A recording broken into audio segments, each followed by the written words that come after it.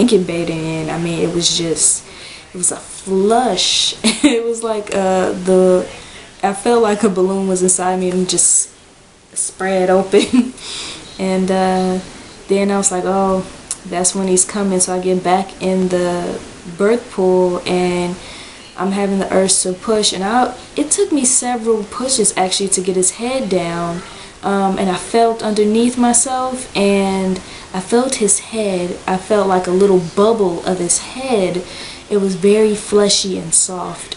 And I pushed again, and then that's when I heard my mom. She's like, oh, there's his head. His eyes are open. Telling my sister to come over. Kayla, come over. His eyes are open.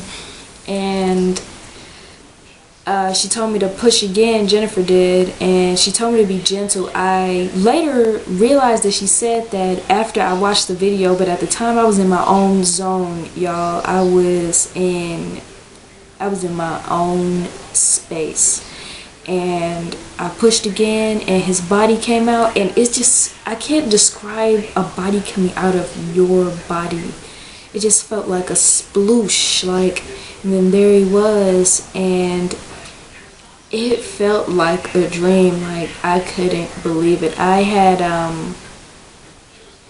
40 ultrasounds done during the pregnancy, and it was so amazing to see him inside of the womb. I did it, I know it's very controversial, but I was excited in 19 weeks. I wanted to know what his gender was, even though I was pretty confident he was a boy. But women run in my family. We only have 2 males in our family. It is so many goddesses. It's ridiculous. Like, it's just a female dominated family, really. So I was like, well, it could be a large chance I'm having a girl too, which that would have been good. But I really wanted a son to come through, and in that male form, in that God form. And it was an amazing experience. The reason why I did not go and have my baby at the hospital, first of all, I don't really like hospitals. I don't like the energy in there. I don't like the overall philosophies. I don't agree with many of them. I don't take any drugs. I haven't taken even an aspirin in 5 years. I just don't. I don't do it. I don't support it. Not for me. Not for people that I am around, that I express love to and that express love to me. I'm always that person that, yeah, you could, eat a little better, you could drink some alkaline water, or, I could make you a salad, or would you like me to make you a smoothie, or would you like me to make you a kale wrap? Like, I'm that person, like, or use coconut oil on your skin, or I use coconut oil on my clients' hair. I didn't even go to the doctor until 32 weeks in. I really just didn't want to go, but I went because my mother's like, you need to have a backup plan just in case. And really, I wasn't even trying to put any energy towards anything going wrong. I just wasn't, and it was just, honestly, it was just a bullshit experience. It was something that I chose to experience. I did, and I'm over it. I ended up getting a prenatal panel. They end up taking quite a few vials of blood for their blood bank or whatever they're going to do with it. Heat it up, use it for whatever, freeze it, toss it, whatever they're going to do with it. And my blood work was fine. They called me the next day and were like, yeah, you got to come in for the 3-hour test because you might have gestational diabetes. And I'm just like, this is some bullshit. I already knew why my sugar levels were high, because I had like 2 or 3 bananas that morning and some grapes. That's what I had for breakfast. And that test was just, it was off the chain. They give you this really nasty, basically it's like orange soda, except it's much more sugary. And I'm just like, why am I doing this again? Like, you giving me overdose of harmful white sugar and artificially colored and flavored water for what now? Turns out I didn't have gestational diabetes. And the trippy part about the whole experience is that I didn't get to interview or meet any doctors. Of course you don't. You know, they're just going to give you, you know, I don't really know how it works. I've never worked in a hospital.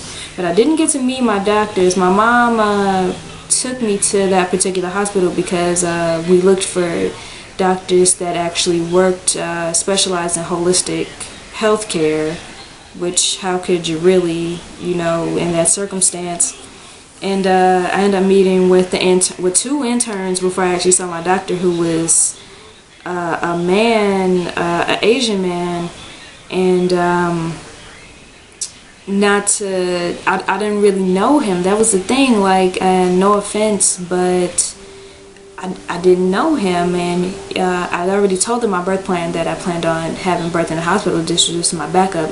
They said it was okay the first visit. The second visit, they said that they needed to have a talk with me.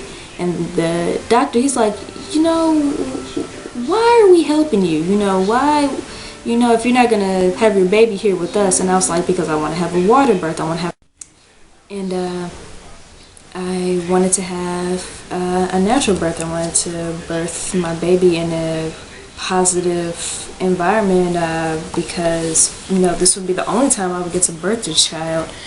Needless to say, I already knew it wasn't for me. I just really got a sketch vibe, and they made me an appointment to return, and I just didn't. I'm just like, no, I'm not going back. I'm not putting any more energy towards it, especially this late in the game, and it wouldn't have mattered anyway. I have a very strong will. When I'm set on something, you know, I'm good on it. I have a lot of spiritual aspects of me, and I just put so much energy towards having the home birth that I really desired. To wrap it up, I really want to encourage women, encourage young women of all races, no matter where you are. If you have a conscious thought about something, it is your duty, your responsibility to yourself as a part of your evolution to act on it. There's nothing wrong with it. I don't think that pregnancy is a disease. It's not. We live in the Matrix. We live in a crazy house, but it's not a disease. It is a beautiful thing. People create people. The majority of pregnancies, they go fine. Even ones that happen in the hospital. You don't have to run to the doctor for everything. I mean, if that's the type of person you are, then go for it. But if you're a person who knows better, then do better. For yourself, for your evolution, for your children. When you have a conscious thought and you act upon it and you reprogram your organs, when you reprogram your womb, you are doing this new service to yourself, to the children that come through it, to the people who are around you. You are doing an amazing new service. To those who feel that you have to go to the doctor for everything, that you trust in America, you trust in the Western world, and you in your doctor you trust, don't bring another person down. Even if you know you don't agree with all of that, what I just said, don't bring another woman down in her choice to have a home birth or to birth her child consciously.